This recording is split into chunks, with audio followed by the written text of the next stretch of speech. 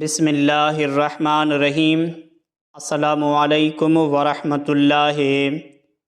ناظرین گرامی، قدیم زمانے میں سیب کا ایک بڑا درخت تھا۔ اس درخت کے قریب ہی ایک چھوٹا لڑکا رہتا تھا۔ اس لڑکے کو روزانہ اس درخت کے پاس آنا اور کھیلنا اچھا لگتا تھا۔ وہ اس درخت کے اوپر چڑھ جاتا اور اس کے پھل توڑ توڑ کر کھاتا اور پھر اس کے سائے میں سو جاتا۔ وہ لڑکا اس درخت کو بہت چاہتا تھا اور اسی طرح اس درخت کو بھی اس لڑکے کے ساتھ کھیلنا اچھا لگتا تھا۔ وقت گزرتا رہا اور لڑکا بڑا ہو گیا۔ اب وہ پہلے کی طرح روزانہ اس درخت کے پاس کھیلنے نہیں آتا تھا۔ ایک روز وہ نوجوان درخت کے پاس آیا۔ وہ مایوس لگ رہا تھا۔ درخت نے اسے کہا، آؤ میرے ساتھ کھیلو۔ نوجوان نے اس سے کہا، اب میں بچہ نہیں رہا، اب میں درختوں کے ارد گرد نہیں کھیلتا۔ مجھے کچھ کھلونے چاہیے اور انہیں خریدنے کے لیے پیسوں کی ضرورت ہے۔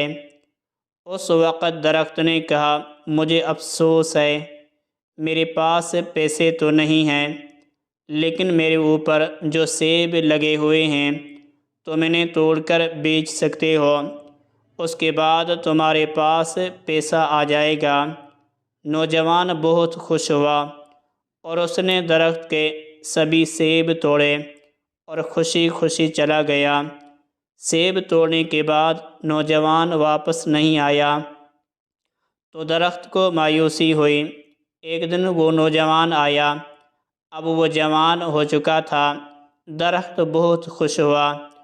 اس نے جوان سے کہا، آؤ میرے ساتھ کھیلو۔ حسب توقع اس نے انکار کر دیا، میرے پاس کھیلنے کا وقت نہیں ہے، میرے لیے ضروری ہے کہ میں اپنے کنبے کے لیے کام کروں، ہمیں رہنے کے لیے ایک مکان کی ضرورت ہے، کیا آپ میری مدد کر سکتے ہیں؟ درخت نے اسے کہا، افسوس ہے، لیکن میرے پاس کوئی گھر نہیں ہے، پھر بھی اپنا گھر بنانے کے لیے تم میری ٹہنیاں کاٹ سکتے ہو۔ اس آدمی نے درخت کی ساری ٹہنیاں کاٹ لیں اور خوشی خوشی چلا گیا۔ اسے خوش دیکھ کر درخت خوش تھا، لیکن اس وقت کے بعد آدمی اس کے پاس واپس نہیں لوٹا تو درخت کو پھر سے تنہائی اور مایوسی کا احساس ہونے لگا۔ ایک دن پھر جب دھوپ نکلی ہوئی تھی اور گرمی کافی زیادہ تھی، وہ شخص آیا۔ اسے دیکھ کر درخت خوش ہو گیا اور حسب عادت اسے کہا کہ آؤ میرے ساتھ کھیلو۔ آدمی نے کہا کہ میں بڑا ہو گیا ہوں اور چاہتا ہوں کہ سمندر میں سفر کروں تاکہ خوشحال ہو جاؤں، کیا آپ مجھے ایک کشتی دے سکتے ہیں؟ درخت نے کہا، میرے تنے سے اپنی کشتی بنا لو، اس سے تم دور تک سفر کر لو گے اور خوشحال ہو جاؤ گے۔ آدمی نے کشتی بنانے کے لیے درخت کا تنا کاٹا اور سمندری سفر کے لیے نکل پڑا اور کافی زمانے تک نہیں لوٹا۔ سالوں بعد وہ شخص پھر آیا۔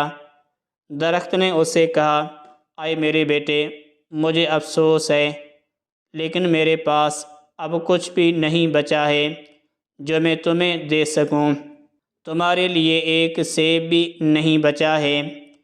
اس آدمی نے کہا، کوئی بات نہیں، میرے پاس اسے کھانے کے لیے دانت ہی نہیں ہے۔ درخت نے کہا، میرا تنا بھی نہیں بچا کہ تم اس پر چڑھ سکو۔ اس شخص نے کہا، اس پر چڑھنے کی اب میری عمر نہیں رہی۔ درخت نے کہا، اور اس کی آنکھوں سے آنسو جاری تھے، حقیقت میں اب تمہیں کچھ نہیں دے سکتا۔ آخری چیز جو میرے پاس ہے وہ میری جڑیں ہیں۔ اس وقت اس آدمی نے کہا، اب مجھے زیادہ چیزوں کی ضرورت نہیں ہے، اب مجھے ایک ایسی جگہ چاہیے جہاں میں آرام کر سکوں۔ زندگی بھر کام کر کر کے میں تھک چکا ہوں۔ پرانے درخت کی جڑ ٹیک لگانے اور آرام کرنے کے لیے سب سے بہتر جگہ ہے۔ تب درخت نے اسے کہا، آؤ میرے پاس بیٹھو اور آرام کرو۔ آدمی بیٹھ گیا۔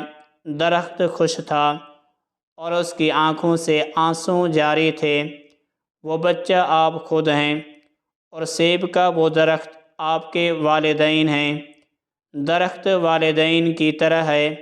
جب ہم بچے ہوتے ہیں تو ہمیں ان کے ساتھ کھیلنا اچھا لگتا ہے، اور جب ہم بڑے ہو جاتے ہیں تو ہم انہیں چھوڑ کر چلے جاتے ہیں اور اسی وقت واپس آتے ہیں جب ہمیں ان سے کوئی ضرورت ہوتی ہے۔ اور کچھ بھی ہو جائے، والدین کبھی بھی اپنی قیمتی سے قیمتی چیز اپنے بچوں کو دینے میں تردد نہیں کرتے۔ جو ان کی آنکھوں میں بچے ہی رہتے ہیں۔